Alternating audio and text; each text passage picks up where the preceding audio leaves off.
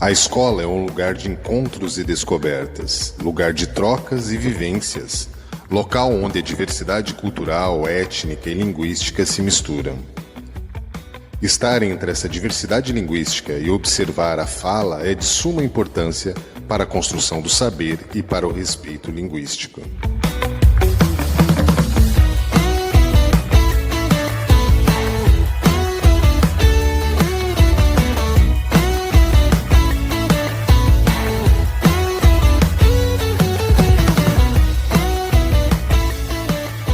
Percebe que tem havido um aumento na matrícula de pessoas vindas de outros estados ou até mesmo de outros países? De outros estados, bastante. Principalmente Rondônia, Bahia, Acre. Essas pessoas que vêm até a secretaria aqui da escola, elas chegam a relatar por que elas buscam essa migração, principalmente norte e nordeste, para cá? Isso, eu sempre pergunto para os pais, o que lhe trouxe até São Francisco? Geralmente eles dizem de trabalho, né, uma melhor visão de trabalho, de moradia, o clima, o tempo, a cidade em si, que é aconchegante, né? Eu, por exemplo, sou suspeita de falar, porque eu adoro São Francisco. A gente ouve muito falar dos venezuelanos, dos haitianos. Na escola anterior que eu trabalhava, a gente tinha bastante venezuelano de região. Esse ano eu recebi já 3 alunos de estados diferentes. Uma de Porto Velho, um do Mato Grosso e a outra do Pará. Seria, porque aqui é um lugar maravilhoso. Aqui é o melhor lugar para se viver. Eu acredito que devido à oportunidade de emprego, né? A região sul acho que tem mais oportunidades de emprego e acaba, né, as pessoas vindo por conta do emprego mesmo.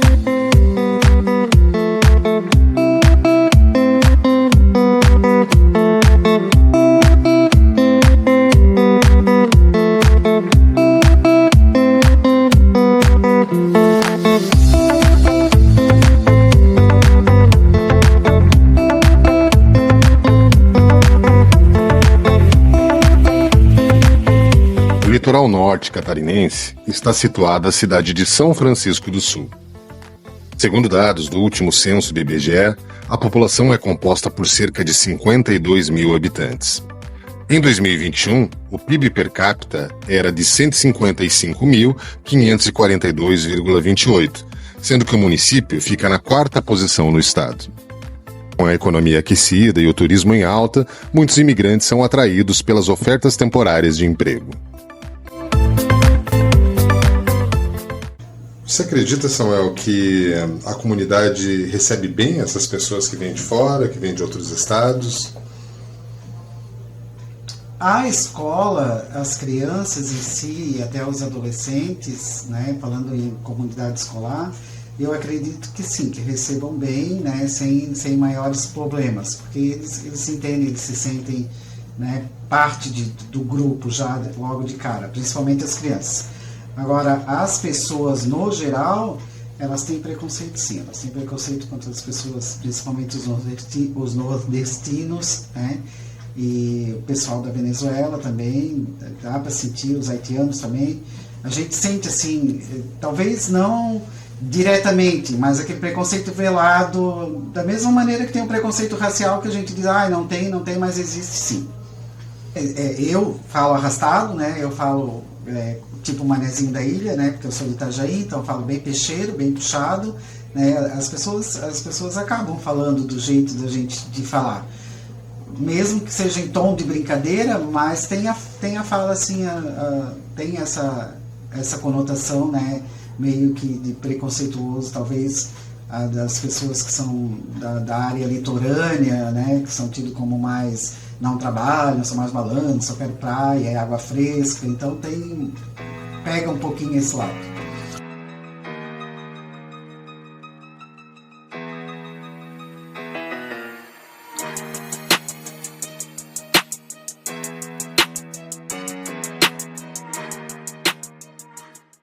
O preconceito linguístico continua presente em nossa sociedade. Por muito tempo, existiu a busca por uma língua perfeita usada pelas classes dominantes. A repulsa, o desrespeito, o juízo de valor negativo estão associados às variedades linguísticas ditas de menor prestígio social. As classes menos favorecidas, que não tiveram acesso ao modelo de educação formal, sofrem com essa realidade até mesmo nos dias atuais. Fato é que a sociedade brasileira ainda precisa aceitar as transformações sociais e linguísticas que o país vem sofrendo no decorrer dos anos. E aceitar a heterogeneidade da língua pode ser um grande passo para a construção de uma sociedade melhor.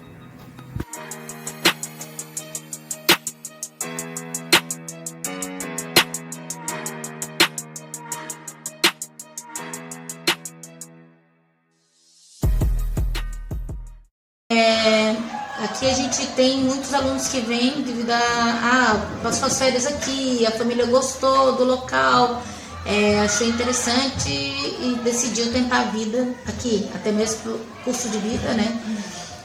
Os salários são mais altos, né? E o local também chama atenção, a questão da violência, né? Em outras regiões tem uma violência maior e aqui eles se sentiram um pouco mais seguros.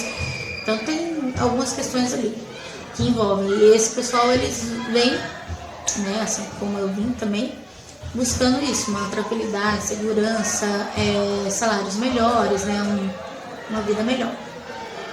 E aí tem a questão cultural, quando a gente chega e se depara, né, que é totalmente diferente. Não só a língua, mas a cultura também. E a fala, ela causa alguns transtornos ali, quando a gente vai fazer uma compra, quando a gente está na rua. E até você dizer assim, não, água, exemplo, eu quero uma água gelada. E aí a pessoa, água com gelo não, eu quero uma água gelada. Então, até a forma, às vezes, de falar é diferente. Então, tem esses transtornos ali, normal, faz parte, né? São culturas diferentes, formas de falar diferentes, e dentro do mesmo país. Você já percebeu que existe algum preconceito linguístico ou até casos de bullying, deboche em relação à forma de falar entre os alunos? E já veio algum questionamento para você? Sim, já percebi. A gente se depara, principalmente aqui em São Francisco, né, que tem uma população que vem de outras regiões e que com frequência trazem sotaques regionais, né? O regionalismo, por exemplo, aqui do interior de Santa Catarina, que tem um sotaque bem típico, e esses alunos muitas vezes eles têm dificuldade, né, de se inserir com a turma, de relacionamento, porque tem um certo preconceito, tem um certo deboche cada vez que eles se manifestam ali, né, oralmente, até às vezes na resposta da chamada, tem uma ironia dos colegas e isso cria, né, uma situação muitas vezes constrangedora que os alunos acabam ficando com vergonha até de falar pelo sotaque que eles têm. Essa dificuldade a gente percebe. Segundo o Ministério da Educação, a cada 10 estudantes, um é vítima de bullying no ambiente escolar. E muitas dessas agressões estão ligadas a preconceitos raciais, étnicos, que evidenciam-se por meio da fala. A Lei Federal 14.811, de 2024, que começa a incluir os crimes de bullying e cyberbullying no Código Penal, visa combater e punir esses crimes.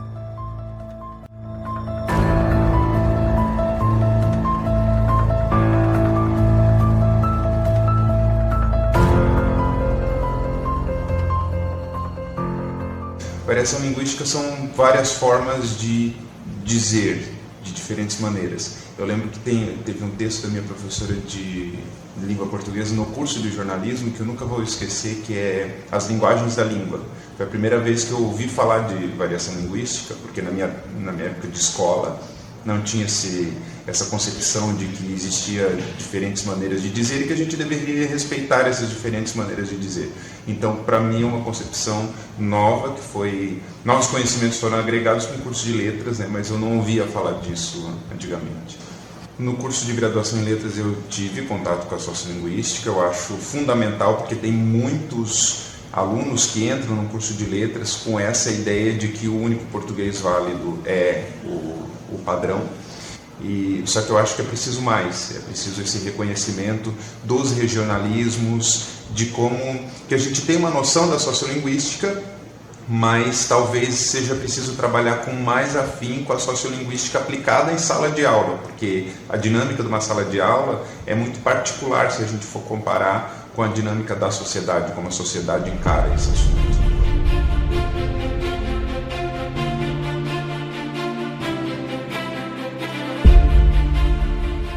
Atualmente, no Brasil, existe grande diversidade dialetal ligada a aspectos geográficos e sociais. Em um país com extensão territorial tão grande, povoado por tantas etnias, seria um equívoco achar que apenas um modo de falar é válido e taxar todos os outros como errados.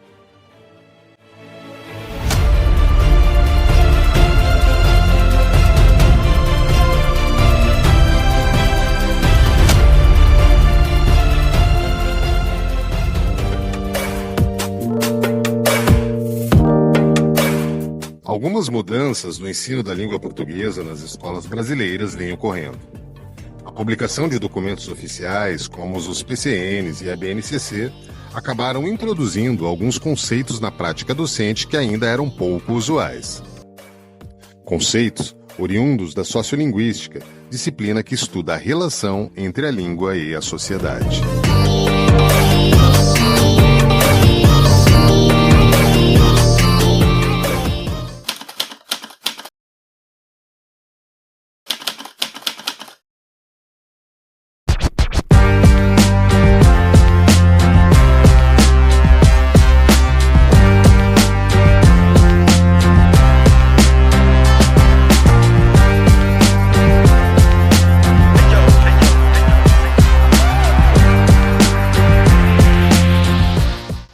Se tratando dessa relação cada vez mais proveitosa entre a sociolinguística e o ensino da língua, o professor e escritor Carlos Alberto Faraco é reconhecido como um dos maiores especialistas da atualidade.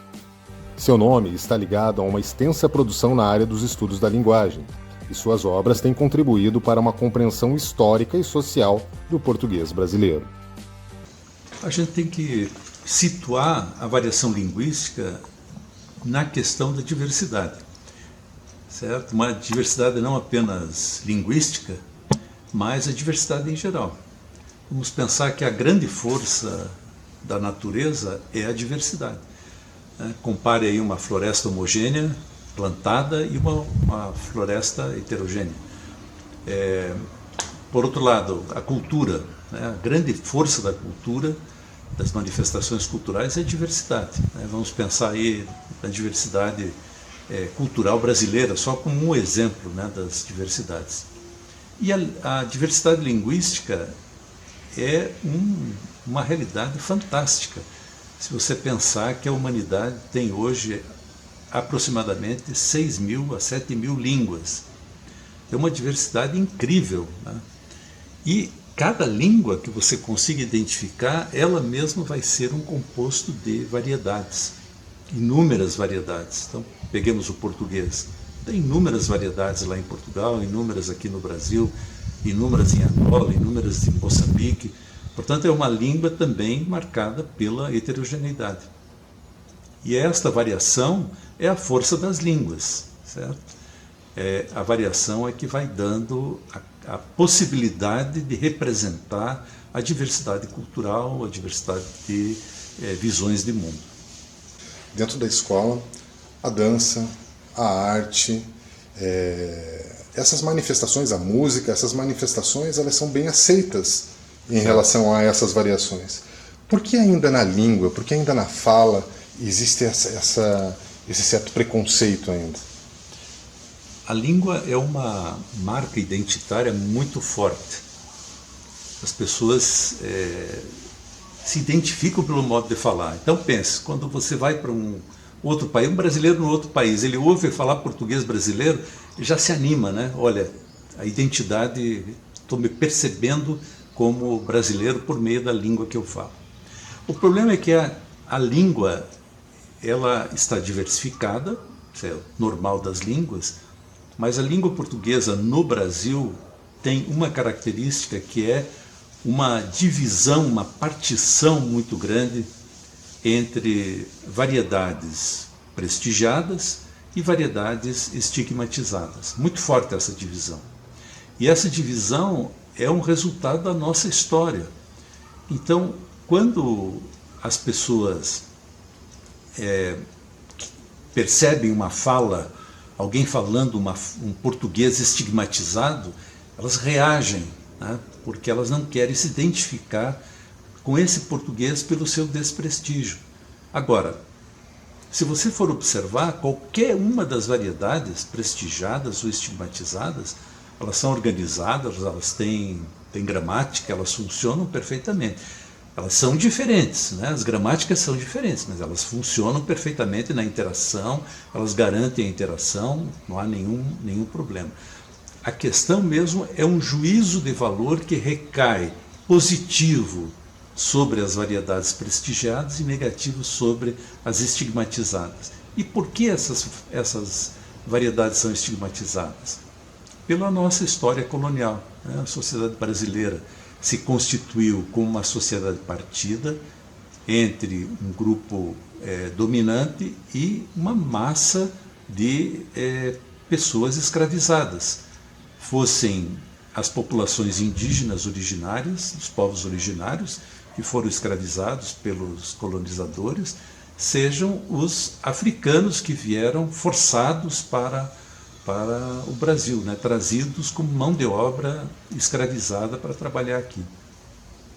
E essa massa nunca teve nenhum bem cultural oferecido a ela, não teve escola, não teve alfabetização, nada, né? É uma massa que ficou abandonada. E com isso também ela desenvolveu um modo de falar o português que alterou bastante as características da língua. E isso permanece ainda, né, na nossa sociedade. Então, o preconceito, ele nasce, na verdade, as pessoas hoje estão dizendo que o preconceito, no fundo, o preconceito linguístico, no fundo, ele é um preconceito racial, né? Porque você está diante de variedades estigmatizadas que foram originariamente dos grupos escravizados, marginalizados, e permaneceram no português rural, e com a vinda dessa população para o contexto urbano, né, no processo do êxodo rural, anos 70, 80 do século passado, então houve esse choque linguístico entre as variedades urbanas e essas variedades trazidas do campo. E as pessoas, percebendo as diferenças, começaram a reagir a essas variedades. Então, o preconceito, ele tem uma profunda raiz histórica na nossa sociedade dividida. E é preciso compreender para lutar contra, né? Compreender para superar essas manifestações preconceituosas. Elas não fazem sentido, né?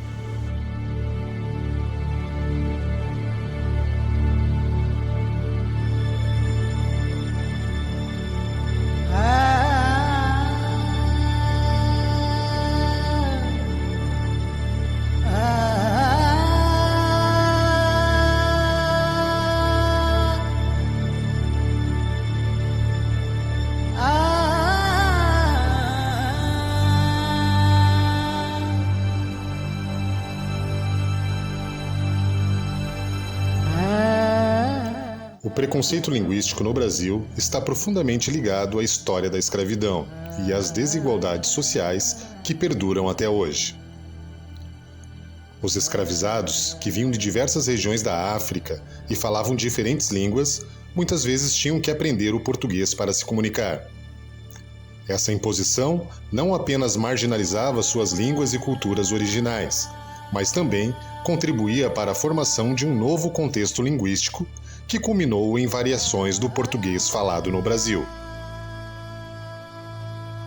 Assim, o processo de colonização e escravização teve um impacto significativo na língua, na cultura e nas identidades do Brasil, criando um cenário de preconceito linguístico que infelizmente ainda persiste.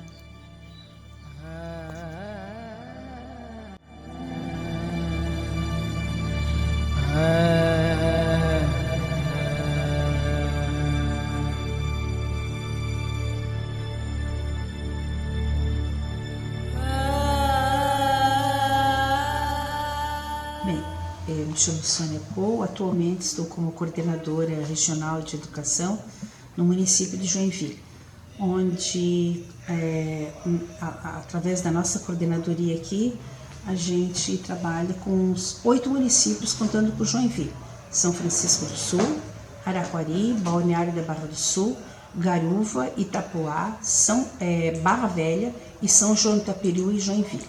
8 municípios.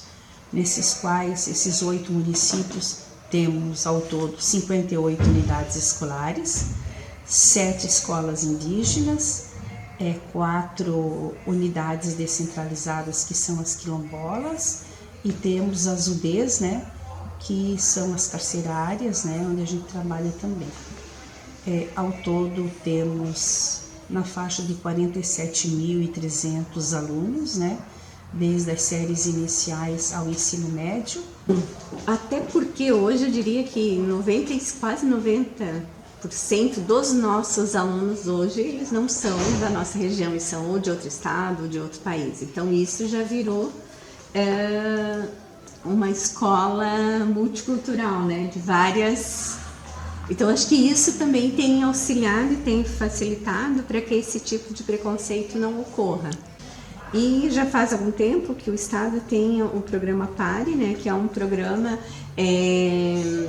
de apoio aos imigrantes, né, os imigrantes, e até o ano passado também era dos refugiados, do qual esse professor de língua portuguesa, ele faz essa formação, inclusive ela está no site do próprio governo, que ela pode ser vista também, né, em qualquer momento, porque ele é uma formação gravada, justamente para que esse professor ele saiba como trabalhar com essa clientela, com esse perfil de aluno, né, que de repente vem para o nosso país ou vem para o estado de Santa Catarina, né, para que ele seja primeiro acolhido.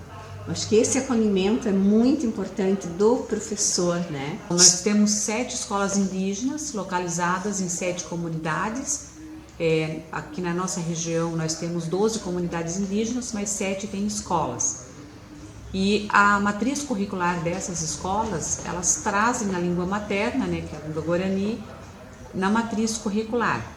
Então existe a possibilidade, né, do estudante ele continuar, quer dizer, ele aprender a língua materna, a escrita e a leitura da língua materna na escola. Uma carga horária inferior à língua portuguesa, mas existe ali a carga horária garantida. E o povo guarani, ele é muito oral, né? Ele era um povo ágrafo, hoje ele já escreve, ele já lê, mas é aquilo que a gente conversava em relação à identidade da língua e da cultura.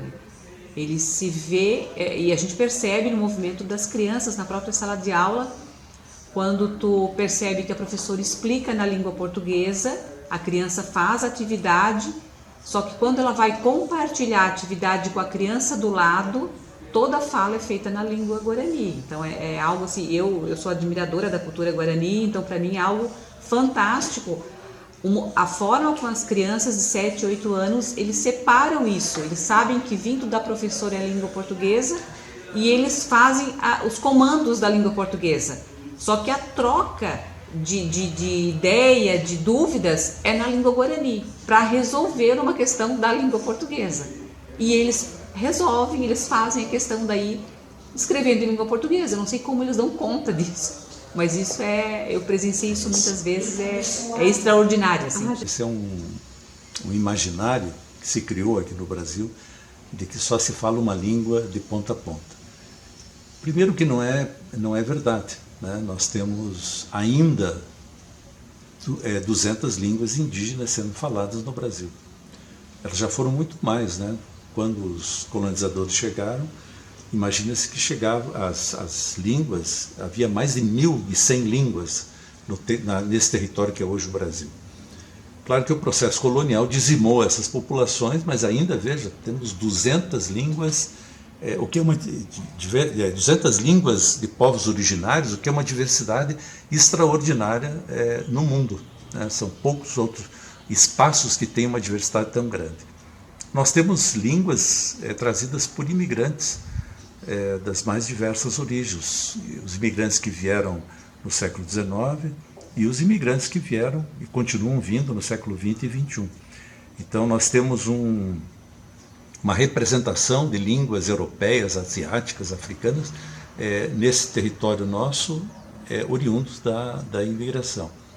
E por fim você tem que pensar que nós temos uma língua da comunidade surda, que é Libras. Nós temos várias línguas nas fronteiras, com os países de fala hispânica, ou com a Guiana, ou com a Guiana, a República da Guiana, mas também com a Guiana Francesa. Então é uma diversidade incrível. Claro que há uma língua hegemônica, que tem uma história que um historiador dizia que era uma história de sangue, mas ela se transformou na língua hegemônica do país. Mas o fato dela ser hegemônica não pode justificar o apagamento da diversidade linguística que caracteriza o Brasil. Você acha que o bullying e o preconceito linguístico na escola tem heranças na nossa norma padrão ter sido, digamos assim, artificializada por ser baseada nesse português europeu? Com certeza. Eu tenho dito já mais radicalmente agora que o projeto da norma padrão que se construiu no Brasil no século XIX, ele é um projeto fracassado. Ninguém sabe, né? Existem mecanismos de controle desse conhecimento, o que prejudica muitas pessoas não sabem e, portanto, ao fazer um teste de escolaridade, por exemplo, não conseguem alcançar pontos em função desse desconhecimento. Então ele é um projeto fracassado. Nós não fizemos as pazes ainda com o português brasileiro, é preciso fazer as pazes e retrabalhar a questão da norma, percebendo que a norma brasileira ela é diferente da norma europeia. Então os processos normativos são de dois tipos, eles são internos ou externos. Você adota uma norma externa ou você desenvolve uma norma interna. Infelizmente no Brasil, pela história social, pela nossa história social, as pessoas, a intelectualidade do século XIX, quis desenvolver uma norma externa, foi copiar a norma lusitana e criou um artificialismo, né? Se você pensar que a norma também depende de um sistema escolar amplo, democrático, coisa que no Brasil do século XIX e começo do século XX não era, né? Nós tínhamos uma população de quase 80% de analfabetos. Então essas coisas caminham juntas. Nós temos então um projeto, uma norma que não funciona, mas nós temos uma realidade brasileira que pode perfeitamente funcionar como norma, sem nenhum problema. Tá? Temos um colega que diz: nós temos que aproximar a norma predicada da norma praticada. Certo? Então desenvolver uma norma que acolha. Isso não quer dizer recusar a norma que foi criada no século XIX, recusar simplesmente. Não, mas uma norma que acolha as nossas características.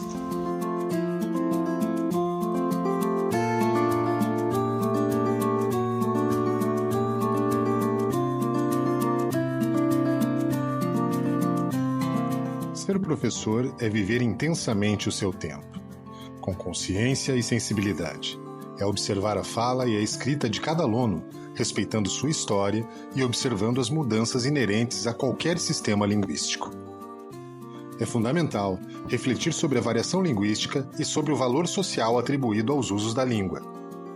Não se pode imaginar um futuro sem professores, mas também não é possível imaginar professores que desconsiderem as mudanças no cenário social. Tendo em vista essa nova realidade, torna-se necessário um maior investimento na profissionalização dos docentes, melhorando os salários e as condições de trabalho, e, principalmente, o reconhecimento da heterogeneidade linguística no ambiente escolar.